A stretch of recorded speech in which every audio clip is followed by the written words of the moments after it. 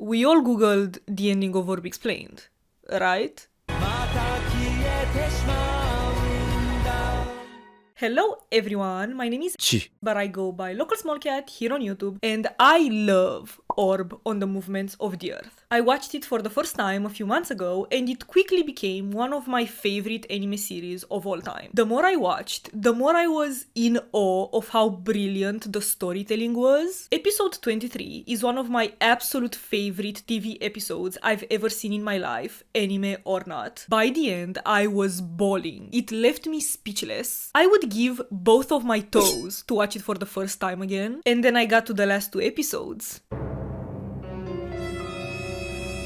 So let's talk about it, shall we? I will start by explaining why I consider Orb a masterpiece. Firstly, it's not afraid to tackle very controversial subjects such as religious faith, organized religion, and corruption within the church. And it doesn't just lightly brush over them, it dives deep and really takes the time to properly flesh them out. The discussions are not only thought-provoking, but they are constructed so beautifully as well. The monologues, the visuals, it's all so cinematic and almost poetic. There were times when I was genuinely speechless. It really moved me. The plot and pacing of the series is also amazing. It keeps you engaged all the way through. There are no fillers. Each character serves a purpose and brings something of value to the story. Every element exists for a reason as a piece of the puzzle, and they all intertwine so seamlessly into the bigger picture that is proving the heliocentric theory. And what I think really sets Orb apart from most pieces of media that discuss religion is that no side is demonized. The show is as objective as it can be. The truth isn't the existence of God, but the fact that the earth moves, which is an objective truth that can be proven by science. It doesn't paint religious people, those who believe in God, as wrong, and it doesn't paint atheists as being wrong either. They utilize characters from all walks of life as a way to highlight different views of the world without casting judgment upon any of them. It shows how multifaceted humanity is in a very nuanced manner without ridiculing any individual belief system. Regardless of what each character believes, they are all treated with the same respect, as in they each have a voice and none of them is demonized for what they believe in. Characters are only looked down upon for their actions, like choosing to betray, torture, or murder. They aren't looked down upon for believing or not believing in God. The antagonist of the series is not a specific person, but the atrocities committed by the church and corrupt church officials. The torture, the indoctrination, the fear-mongering, the lack of public information and education, and so on. Organized religion as a whole is the antagonist, not the individual believer. And I think that is the perfect way to discuss such sensitive and complex topics. And I say this as an atheist who grew up religious and still lives in Romania, which is a very religious country where unfortunately the church is not fully separate from the state the way it should be, and a lot of our church officials and leaders have a lot of power and are very, very corrupt. So watching this series was so satisfying. I could talk for hours about my thoughts on Orb, but I digress. Despite my own issues with organized religion, I was very happy that religious individuals were treated with respect, because especially during medieval times, when they had such limited access to any form of information, the individuals were not at fault. Demonizing a group of people for being successfully indoctrinated is not the way to go about it. The root of the problem should be tackled, the ones doing the indoctrination. Those in power who convinced these people that murdering whoever doesn't align with their beliefs is doing the right thing. And Orb really walked that thin line with so much caution and respect for humans as a whole, and I loved seeing it because everyone should be treated with respect, regardless of what they believe in. As long as you aren't hurting others and limiting other people's rights, just to make that very, very clear. Bigotry will not be tolerated in this day and age,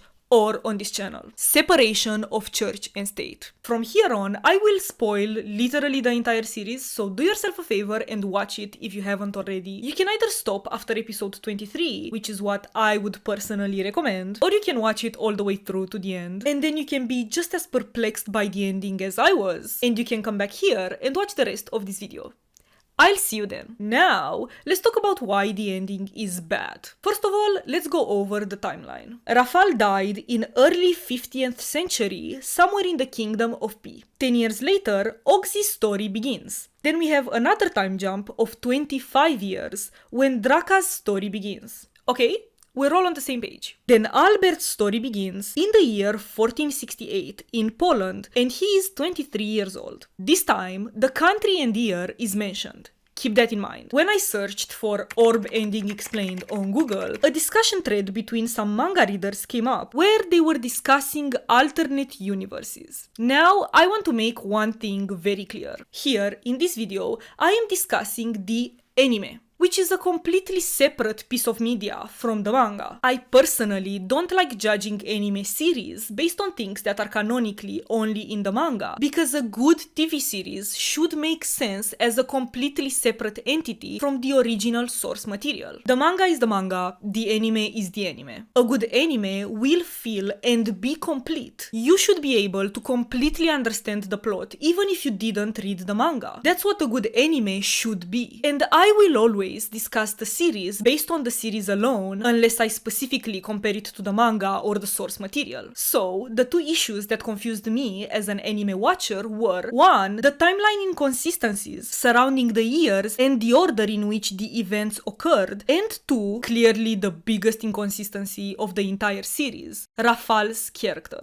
Based on the actions that unfold during the last 2 episodes of the series, we have 3 possible options, or theories, whatever you want to call them. 1. Albert's story takes place in an alternate timeline from the first 3 stories, and his timeline is supposed to be our real world. 2. Albert's father was murdered by Rafal before his execution in episode 3. And 3. Albert's father was murdered by an older version of Rafal, who managed to escape his execution in episode 3. The show strongly hints at a mix between 1 and 3, in my opinion, but let's get one thing straight. They are all bad. No matter which one is actually true, they are all absolute nonsense and make for a bad ending, each for their own reasons, which we will discuss right now in detail. So let's start with the first one. In the anime, for the entirety of the first 23 episodes, there are no alternate universes. Yes, the characters are fictional, but it was completely grounded in reality. It was a completely logical series of events that unfolded without any supernatural occurrences. Entirely real. The theory that the letter from Yolenta dimension hopped into an alternate timeline to get to Albert took years of my lifespan. It's wackadoodle time. Maybe the manga has supernatural elements, I don't know, and I'm not interested to read it. Speaking from the perspective of the anime alone and the logic established in the anime up to that point, revealing an alternate dimension in the last 2 episodes is just flat out bad writing. It comes out of nowhere and does nothing but confuse the audience. Also, except for Rafal, I will get to that in a second, don't you worry. Every fucking character is the exact same. Albert talks to an older version of the Blonde Inquisitor who tells him about what happened to his friend. They also show the succession of Rafal, Oxy, and Draka dying, in that order. That implies it's the same timeline. So this alternate universe is the exact same except for Rafal and the fact that the Kingdom of P is now Poland. And by the time I got to the last 2 episodes, I literally forgot this wasn't supposed to take place in our real world, because it was only hinted at in passing in the first episode and then never mentioned again. And I'm a person who is usually very vigilant when watching series, so I would have definitely caught the alternate timeline thing if it was relevant at all. It's absolutely pointless. It adds nothing of value to the story. If anything, it takes away from the simplicity that made the series so impactful in the first place. It left room for philosophical commentary in the context of our world and our history. This doesn't need to be a sci-fi. The story works perfectly as one singular timeline. You don't need to add alternate timelines to a historical anime centered around religion and science. In this case, less is more. And the only clue that we are given beforehand is the Kingdom of P, which isn't nearly enough to prepare us for adding supernatural elements to a series that is completely grounded in logic until the very end. Kingdom of P doesn't tell us shit. It doesn't explain anything. So if this this is what the creator meant to do, the writing is sloppy and lazy. You need to put in the work if you want to make a series that involves sci-fi elements. You need to make it clear from the get-go that alternate timelines are a possibility in the context of your series. Otherwise, it just comes across as a very jarring, half-assed afterthought. So, to recap, revealing a completely unnecessary alternate universe at the very end of a series is a bad ending, and it adds nothing but confusion to a story that seemed completely grounded in logic up to that point. Next, we need to discuss the biggest inconsistency of the last 2 episodes, which is Rafal. We are made to believe he dies at the end of episode 3, then pull him out of thin air in episode 24 as a completely different person. First option, Albert met Rafal before he got executed in episode 3 at 12 years old. This theory makes absolutely no sense whatsoever, no matter how you look at it. First of all, he is taller and appears to be much older than 12, which I could be willing to let it slide if we argue that it's how 6-year-old Albert saw him. Obviously, a 12-year-old looks older from the perspective of a 6-year-old or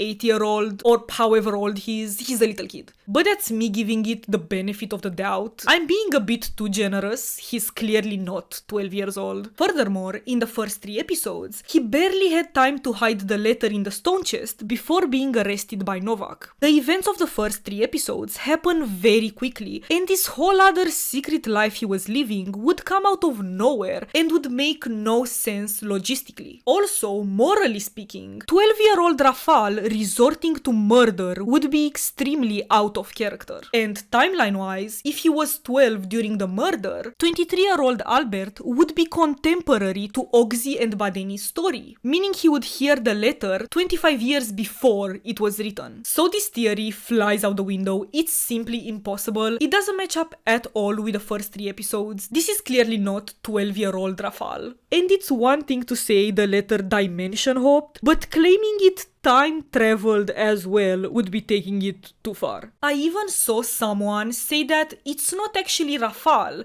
but someone who looks like Rafal and has the same name, but is not actually Rafal. Guys, we lost the fucking plot. It's wackadoodle time. He even mentioned that he was adopted by a scholar, so this is clearly meant to be the same person.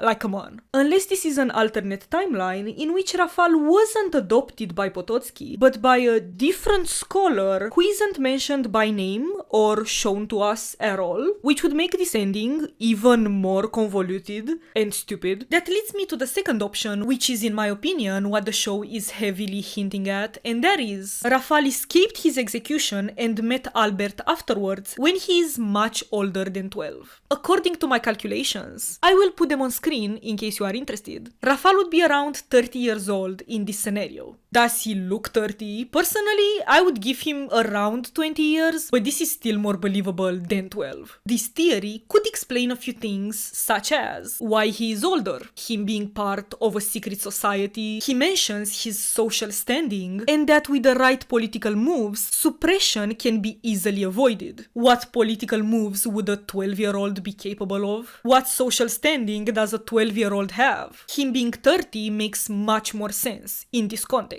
Furthermore, the end of episode 3 doesn't show a burnt body, so him escaping death could be plausible, even though no, it really isn't, because he died in front of our eyes. And he was placed on the cross after he died. Surely they would have noticed if he was still breathing. The sentence, "I decided to live on and find out what there is alluding to him escaping death. But how? Are they implying he didn't actually poison himself? But he did. And even if he didn't, he was placed on the cross. Violenta's death was faked by multiple people. How would a single 12-year-old achieve that? And at the very end of the series, during this sequence, he's shown on the cross, similar to how he got executed in episode 3. But Albert says he was caught after his father's murder by the townspeople. So wouldn't he get hanged for murder? And even if he was still burned on the cross instead of hanged, that would make this ending sequence wrong, because he would have died after Oxy. This is what the timeline would look like if he escaped his execution and died in his 30s. The ages of the characters would match up, but Rafal would have died 10 years after Oxy. This sequence only works if he died as a 12-year-old heretic, not a 30-year-old murderer. So which one is it? And Rafal told Albert he will pay any price, even if that price is life, then drinks. This is either a foreshadowing of what's about to happen if this is taking place before his execution as a 12-year-old, or a reference to what has already happened if this is after he escaped his execution. Both options suck. Or a third option, this is an alternate timeline in which the execution in episode 3 didn't happen at all, and is just meant to be a cheeky parallel between the two timelines, a way to show he is willing to do whatever it takes to reach his goals, as we already knew. In theory, this could work, except no, it doesn't work, because he said, I decided to live on, which implies the execution did happen. If this is an alternate timeline and he escaped his execution, the only way it would make sense is if he chose to denounce heliocentrism in front of the church leaders and completely give up on astronomy, but just tell us, show us that's what he did. Why are you refusing to explain how he got to this point? Why are you not explaining anything?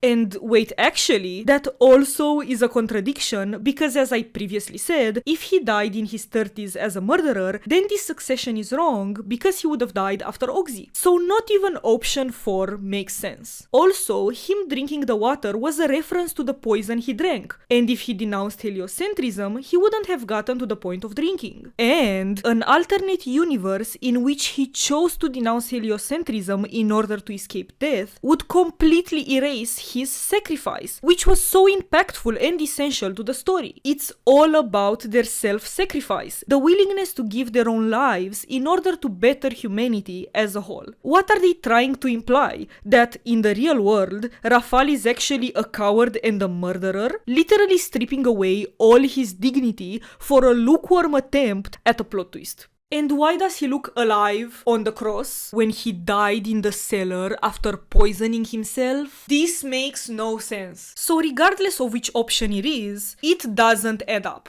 They are all full of contradictions and very flawed from a logical standpoint. So which is it? Come on, pick one. They're all bad anyway, no matter how you try to spin it.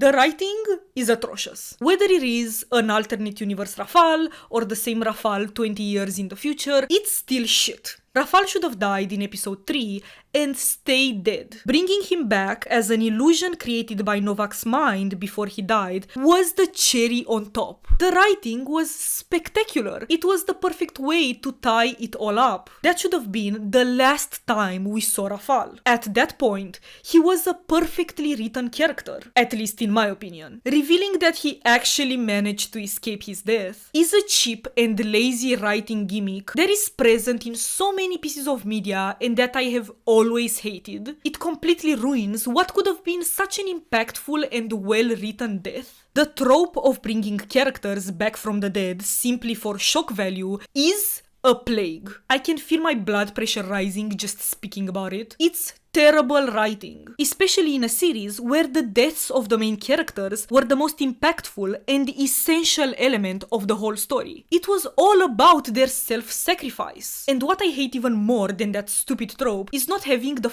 balls to own up to your own writing. The first 23 episodes are presented with such clarity. The storyline is laid out perfectly in a logical manner that doesn't leave room for any unanswered questions. Yet the last 2 episodes are so annoyingly vague. It leaves way too much room up for interpretation. It genuinely feels like a cop-out. Nothing is properly explained. They throw a bunch of events at you without establishing any sort of reason to anything that happens. I don't even care at this point which one of these is true. Just pick one. Tell us what really happened. Own up to a storyline. If Rafal escaped his death, how did he do it? Show us how he did it. This whole free thinkers meeting is also bizarre and just full of plot holes. Show us how this free thinking society came to be. Where exactly are they meeting? Who started it? Who is in charge? Is Rafal some sort of leading figure? Because they seem to be looking up to him. How did they manage to avoid getting caught by the church? It raises more questions than anything else, and if you aren't willing to properly develop it, then it should have been completely left out. You can't give us random bits of information and not expand on it.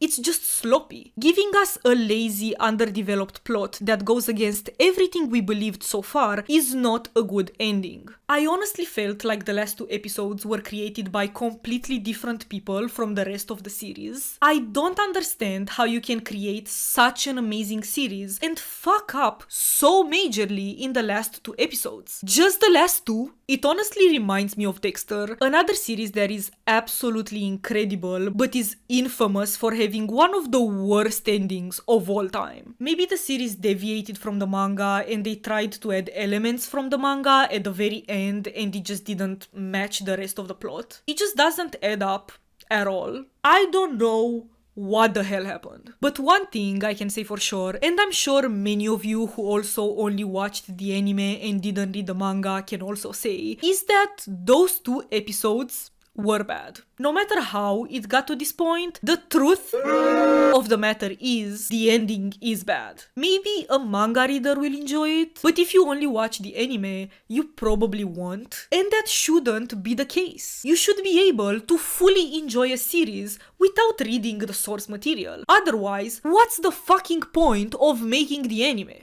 If you decide to take certain artistic liberties and deviate from the manga when creating the anime, that is fine. If you want to create a whole different set of rules that apply only to the anime, that is fine. But keep it consistent until the very end. Don't keep it consistent until the last 2 episodes, then pull these illogical events that may or may not be canon in the manga, I still don't know, out of thin air. Don't ruin a perfectly written character. Don't add unnecessary sci-fi elements that bring nothing of essence to an otherwise perfectly logical story. It's honestly sloppy and frustrating and just so perplexing. I'm genuinely just confused about how this even happened. Where did all of this come from? Now, I would like to share how I personally would have written the ending. You guys don't know this about me, but I actually went to film school for directing and even worked in the movie industry as a script supervisor and assistant director. So, as a script supervisor, my job was literally finding and correcting flaws in the script and ensuring the logical continuity of the movie. So you can say I'm pretty passionate about analyzing storylines in movies and TV series. It was literally my career for a few years. So this is how I would have liked the series to end. Again, I don't give a fuck about the manga. These are some things I would have changed to give it a bit more sense and make it feel more complete. Firstly, sure, if you want Rafal to be Albert's mentor, that works. I would have made Albert meet Rafal before he became a heretic, while he was still in school, when he was just innocently interested in the cosmos. And that's how Albert would be introduced to astronomy and how he would develop a passion for it, maybe even a desire to study it when he grows up. Then, when Rafal gets executed as a heretic because of heliocentrism in episode 3, Albert would be horrified and he would denounce astronomy completely in fear of being seen as a heretic as well. And he would give up on his dream to study astronomy one day. It would make perfect sense. Then in his 20s, during Oxy and Badeni's time, perhaps after a discussion with his adoptive father, he would decide to cast away his fears and give his dream a chance. He would start attending university, studying astronomy. There, he could meet and befriend Yolenta, becoming a person she trusts. Then, 25 years into the future, when Draka sends Yolenta's letter, an older version of Albert, who perhaps is now respected in the field of astronomy as a university lecturer, adventurer would be the one to receive Violenta's letter. It would be too complicated to make him publish the book, so more realistically, after receiving Violenta's letter, he would start researching heliocentrism himself. It would also tie in with Rafal, because he respected both Rafal and Violenta, and they both shared the same belief that could convince Albert that they were right, and heliocentrism really is the truth. Then one of his younger students, named Copernicus, could be influenced by him to study heliocentrism as well. And that's how all the storylines tie in perfectly at the end, and it also matches with the real world, because Copernicus is the person who introduced heliocentrism in the real world, and there would be no major plot holes or weird alternate dimensions or bringing people back from the dead, and it would stay true to the personality of each character. It would make perfect sense, in my opinion. Initially, while I was watching episode 24 and Rafal appeared, I really thought this is how the story would unfold, and let's just say, I think my version makes way more sense than whatever the fuck actually happened. And I wanna use this situation as an example of a bigger issue that isn't anime specific, but is present in all forms of media all across the board, books, movies, TV series, etc. I think some people can't accept when their favorite pieces of media aren't 100% perfect, and they start coping by making up bullshit theories that don't even make sense in an attempt to justify plot holes. And I think it's counterproductive. I think pinpointing certain flaws and discussing why they are flaws is much more productive. It shows that we care enough about the story that we want it to reach its full potential, even if canonically it didn't. Pretending the ending of Orb is good is actually doing the opposite. It's almost an insult to the rest of the series that was a masterclass in storytelling and writing to pretend the ending is on par with the other episodes leading up to it. It's because I loved the series and genuinely think it's a masterpiece that I hated the ending. Because it's bad writing, it's illogical, full of plot holes, and it doesn't match the other 23 episodes of the series, which were absolutely perfect. It's my appreciation for the series that makes me critical of the ending, because it deserved better. So, I would love to know how you felt about the ending of Orb. Were you satisfied, or were you also very confused? Also, what did you think about my version of the ending? Do you have your own version of the ending you would like to share with us? I would love to hear your thoughts. If you enjoyed this video, please consider subscribing and feel free to check out my other videos as well. I have a lot of different things on my channel. There's something for everyone. Thank you so much for watching, and I will see you very soon. Bye!